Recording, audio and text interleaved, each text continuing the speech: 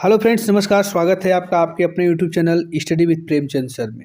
Friends, ये CTET preparation का set number 6 है और आप ये देख सकते हैं कि इसकी जो परीक्षा की तारीख है वो 21 सितंबर 2014 को ये पेपर हुआ था।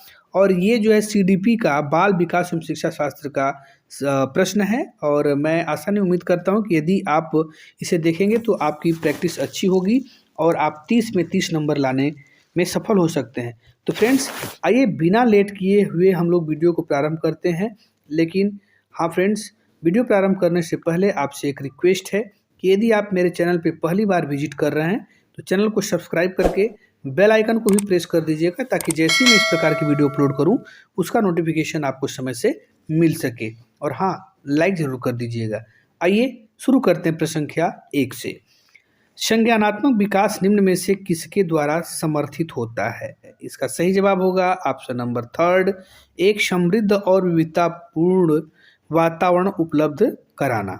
ठीक है, प्रश्न को ध्यान से देखिए। संज्ञानात्मक विकास निम्न में से किसके द्वारा समर्थित होता है? तो इसका सही जवाब होगा एक समृद्ध और विविधतापूर्ण वातावरण उपलब्ध कराना। ठीक है, आइए अगले प्रश्न पे चलते हैं। प्रश्न संख्या 2। प्रश्न संख्या 2 क्या कह रहा है कि मानव विकास रिक्त स्थान है। तो मानव विकास कैसा विकास है? तो इसका सही जवाब होगा ऑप्शन नंबर 4, 1 और 2 दोनों। मतलब मात्रात्मक विकास भी है और गुणात्मक विकास भी है। बात समझ आ रही है ना? मानव विकास कैसा विकास है? वो मात्रात्मक विकास भी है और गुणात्मक विकास भी है। इसलिए इन दोनों को ऑप्शन नंबर 4 में दिया है, 1 और 2 दोनों। इसका सही जवाब क्या हो जाएगा? Option number 4। चलिए अगला प्रश्न देख लेते हैं। प्रश्न संख्या 3। प्राकृतिक पोषण विवाद निम्नलिखित में से किससे संबंधित है? प्राकृतिक पोषण विवाद निम्नलिखित में से किससे संबंधित है? इसका करेक्ट आंसर होगा ऑप्शन नंबर 1, आनुवंशिकी एवं वातावरण। ठीक है फ्रेंड्स, आनुवंशिकी एवं वातावरण। प्रश्न संख्या 4। प्रश्न संख्या 4 है, निम्न में से कौन सी सामाजिकरण की निष्क्रिय एजेंसी है? तो सामाजिकरण की जो निष्क्रिय एजेंसी है वह है सार्वजनिक पुस्तकालय। इस सार्वजनिक पुस्तकालय जो है ये सामाजिकरण की एक निष्क्रिय एजेंसी है। चलिए अगले प्रश्न पे चलते हैं। प्रश्न संख्या 5 पे देख लेते हैं। प्रश्न संख्या 5, वाइगोत्स्की के सिद्धांत में विकास के निम्नलिखित में से कौन से पहलू की उपेक्षा होती है? तो वाइगोत्स्की का जो सिद्धांत है, विकास का सिद्धांत, उसमें किस पहलू की उपेक्षा होती है? तो ऑप्शन नंबर 3, जैविक। किस पहलू की? जैविक पहलू की उपेक्षा होती है। चलते हैं नेक्स्ट क्वेश्चन पे। Question number 6। एक वर्ष के शिशु जब आँख, कान व हाथों से सोचते हैं तो निम्नलिखित में से कौन सा स्तर शामिल होता है? जब एक वर्ष का शिशु जब आँख, कान व हाथ से सोचते हैं तो उसमें कौन सा स्तर शामिल होता है? उसका करेक्ट आंसर होगा ऑप्शन नंबर 3, इंद्रिय जनित गामक स्तर। इंद्रिय जनित गामक स्तर। चलिए अगला प्रश्न देख लेते हैं।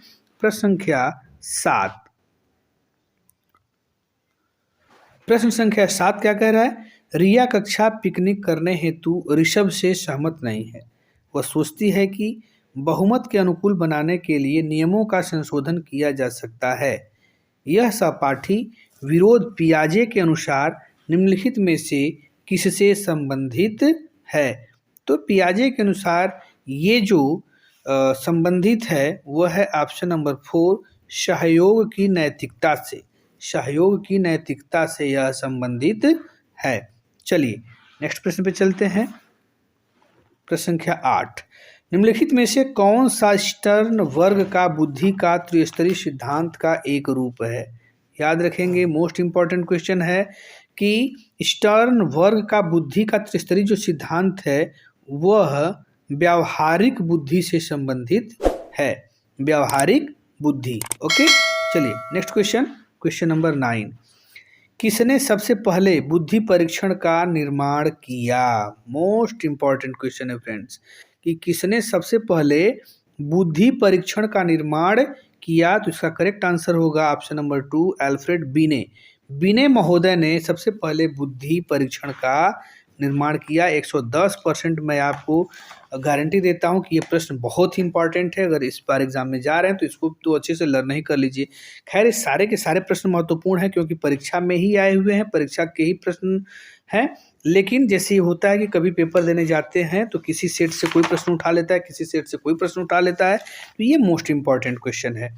नेक्स्ट क्वेश्चन पे चलते हैं। क्वेश्चन नंबर 10, ध्वनि संबंधित जागरूकता निम्नलिखित में से किस क्षमता से संबंधित है?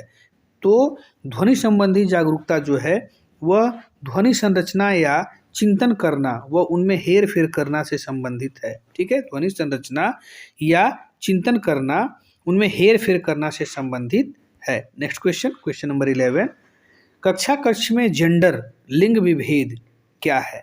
तो कक्षा कक्ष में जेंडर जो होता है, लिंग विभेद, उसका सही जवाब होगा फ्रेंड्स ऑप्शन नंबर 2 शिक्षार्थियों के ह्रासोन्मुख प्रयासों अथवा निष्पादन का कारण बन सकता है। इसलिए लिंग भेद कभी भी क्लास में नहीं करना चाहिए, नहीं तो इससे क्या होता है, बच्चों के बीच मतभेद और आपसी विवाद पैदा हो जाता है। चलिए, प्रश्न संख्या 12, निम्न में से कौन सा सीखने की शैली का एक उदाहरण है? तो सीखने की शैली का एक उदाहरण है चाक्षुष। ये ऑप्शन नंबर 1 सही जवाब होगा। चलिए, अगला प्रश्न है प्रश्न संख्या 13, एक शिक्षक कक्षा के कार्य को एकत्र करता है और उन्हें पढ़ता है, उसके बाद योजना बनाता है और अपने अगले पाठ को शिक्षार्थियों की आवश्यकताओं को पूरा करने के लिए समायोजित करता है। वह क्या कर रहा है? एक शिक्षक जो है वह क्या कर रहा है? तो इसका सही आंसर होगा ऑप्शन नंबर 3 सीखने के लिए आकलन कर रहा है। वह शिक्षक क्या कर रहा है? सीखने के लिए आकलन कर रहा है। चलिए, अगला प्रश्न है प्रश्न संख्या 14, वे शिक्षक जो विद्यालय आधारित आकलन के अंतर्गत कार्य करते हैं। वे शिक्षक जो विद्यालय आधारित आकलन के लिए कार्य करते हैं, तो उसका सही जवाब होगा वह व्यवस्था के लिए स्वामित्व की भावना रखते हैं। वैसे शिक्षक व्यवस्था को बनाए रखने के लिए स्वामित्व की भावना रखते हैं। चलिए, अगला प्रश्न है प्रश्न संख्या 15, ग्रेड अंकों से कैसे अलग है? जो ग्रेड है वह अंकों से कैसे अलग है? इसका सही जवाब होगा ऑप्शन नंबर 2 विश्लेषणात्मक। विश्लेषणात्मक तरीके से वह क्या है? अलग है। 16 नंबर प्रश्न है छात्राएं। अब छात्राएं दे दिया, अब उसका सही जवाब इसमें से ढूंढना है। चारों ऑप्शन में से आप पढ़ सकते हैं। इसका सही जवाब होगा छात्राएं अपनी आयु के लड़कों की तरह गणित में अच्छी हैं। अपनी आयु के लड़कों की तरह ही गणित में अच्छी हैं। ये है इस चारों ऑप्शन में से सही जवाब। चलिए, प्रश्न संख्या 17 है शब्दों में अक्षरों के क्रम को पढ़ने में कठिनाई का अनुभव करना और अक्सर चाक्षुष स्मृति का ह्रास किससे संबंधित है? तो ये पढ़ने में यदि बहुत ज़्यादा समस्या हो रही है तो ऑप्शन नंबर 1 डिसलेक्सिया से संबंधित है। किससे फ्रेंड्स? डिसलेक्सिया से संबंधित है। यदि पढ़ने के क्रम में कठिनाई का अनुभव अगर हो रहा है तो वह किससे संबंधित है? डिसलेक्सिया से संबंधित है। Option number 1 is correct answer. Next question है क्वेश्चन नंबर 18 नंबर का प्रश्न है सभी के लिए विद्यालयों में सभी की शिक्षा निम्नलिखित में से किसके लिए प्रचार वाक्य हो सकता है? तो सभी की जहाँ बात आ गई, सभी विद्यालयों में सभी के लिए शिक्षा, तो ये होगा ऑप्शन नंबर 2 समावेशी शिक्षा। समावेशी शिक्षा हो सकती है। ठीक है, चलिए अगला प्रश्न है प्रश्न संख्या 19, प्रवाह पूर्णता, व्याख्या, मौलिकता और लचीलापन के साथ समुचित तत्व हैं। कह रहा है किसके साथ ये समुचित तत्व हैं? इसका सही जवाब होगा ऑप्शन नंबर 1 प्रतिभा के साथ संबंधित तत्व है। किसके साथ? प्रतिभा के साथ संबंधित तत्व है।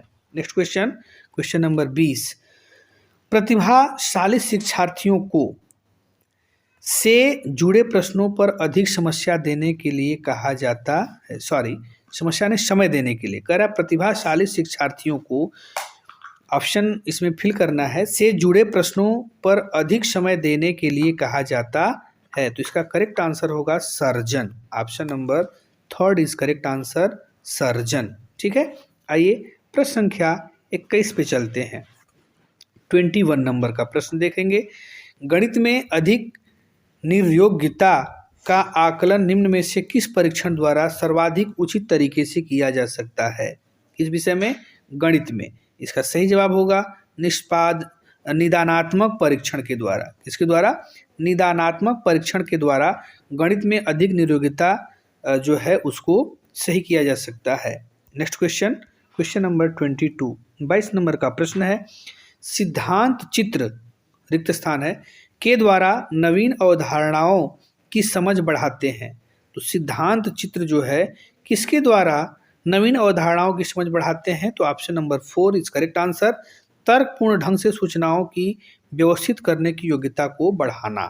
ठीक है, तर्कपूर्ण ढंग से सूचनाओं की व्यवस्थित करने की योग्यता को बढ़ाना, इसका करेक्ट आंसर होगा ऑप्शन नंबर 4। 23 नंबर का प्रश्न है, एल्बर्ट वेंडुरा के सामाजिक अधिगम सिद्धांत के अनुसार निम्न में से कौन सा सही है? तो एल्बर्ट वेंडुरा के सामाजिक अधिगम सिद्धांत के अनुसार ऑप्शन नंबर 2 बच्चों के सीखने के लिए प्रतिरूपण मतलब मॉडलिंग एक मुख्य तरीका है। ऑप्शन नंबर 2 करेक्ट होगा। बच्चों के सीखने के लिए प्रतिरूपण या मॉडलिंग एक मुख्य तरीका है। चलिए नेक्स्ट क्वेश्चन पे चलते हैं फ्रेंड्स। क्वेश्चन नंबर 24, ये क्या कह रहा है? निगमनात्मक तर्कण में शामिल है। तो निगमनात्मक तर्कण में कौन सा शामिल है? ये होगा ऑप्शन नंबर 1 सामान्य से विशिष्ट की ओर तर्कड़ा, सामान्य से विशिष्ट की ओर। नेक्स्ट क्वेश्चन है क्वेश्चन नंबर 25, जब बच्चे एक अवधारणा को सीखते हैं और उसका प्रयोग करते हैं तो अभ्यास उनके द्वारा की जाने वाली त्रुटियों को कम करने में मदद करता है। यह विचार किसके द्वारा दिया गया है? तो फ्रेंड्स, जब बच्चा अवधारणाओं को सीखता है और उसका प्रयोग करता है और प्रयोग के दौरान जब वो त्रुटि करता है तो ये जो सिद्धांत है ये थॉर्नडाइक के द्वारा दिया गया है। E.L. थॉर्नडाइक जी के द्वारा ये सिद्धांत दिया गया है। चलिए अगला प्रश्न है प्रश्न संख्या 26, निम्न में से कौन सा संवेगात्मक बुद्धि से संबंधित है? तो संवेगात्मक बुद्धि से संबंधित कौन है? समानुभूति देना, समानुभूति देना ही संवेगात्मक बुद्धि से संबंधित है। नेक्स्ट क्वेश्चन, क्वेश्चन नंबर 27, एक आंतरिक बल जो प्रोत्साहित करता है कि व्यवहार परक प्रक्रिया के लिए बाध्य करता है एवं उस प्रतिक्रिया को विशिष्ट दिशा उपलब्ध कराता है। इसका सही जवाब होगा ऑप्शन नंबर 1 अभिप्रेरण। ठीक है, प्रश्न को अच्छे से पढ़ लीजिएगा वीडियो को पॉज करके। नेक्स्ट क्वेश्चन है, निम्न में से कौन सी शब्दावली प्रायः अभिप्रेरणा के साथ अंतः बदलाव के साथ इस्तेमाल की जाती है? तो फ्रेंड्स, इसका सही जवाब होगा ऑप्शन नंबर 3 आवश्यकता। क्या? आवश्यकता जो है यही बदलाव के साथ इस्तेमाल की जाती है। नेक्स्ट क्वेश्चन, क्वेश्चन नंबर 29, प्रेरणाएं अनुभूतियों के संतुष्टिकरण की व्यवस्थाओं तक पहुंचने और वैयक्तिक लक्ष्यों को प्राप्त करने की आवश्यकता को संबोधित करती है।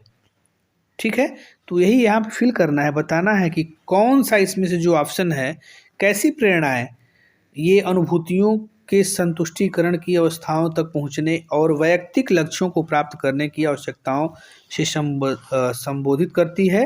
इसका सही जवाब होगा भावात्मक। ऑप्शन नंबर 2 सही होगा, भावात्मक प्रेरणाएं। फ्रेंड्स, इस वीडियो का लास्ट प्रश्न है और चलते चलते आपसे पुनः मैं रिक्वेस्ट कर रहा हूँ कि आप यदि चैनल को सब्सक्राइब नहीं किए हैं तो चैनल को सब्सक्राइब करके बेल आइकन को प्रेस कर लें और वीडियो को लाइक जरूर कर दीजिएगा। आइए लास्ट प्रश्न को देख लेते हैं। निम्नलिखित में से कौन सा कारक अधिगम को सकारात्मक प्रकार से प्रभावित करता है? इसका करेक्ट आंसर होगा ऑप्शन नंबर 3 अर्थपूर्ण संबंध। अर्थपूर्ण संबंध इसका सही आंसर होगा। तो फ्रेंड्स, इस वीडियो में बस इतना ही। नेक्स्ट वीडियो में हम पुनः मिलेंगे, तब तक के लिए ओके, बाय बाय।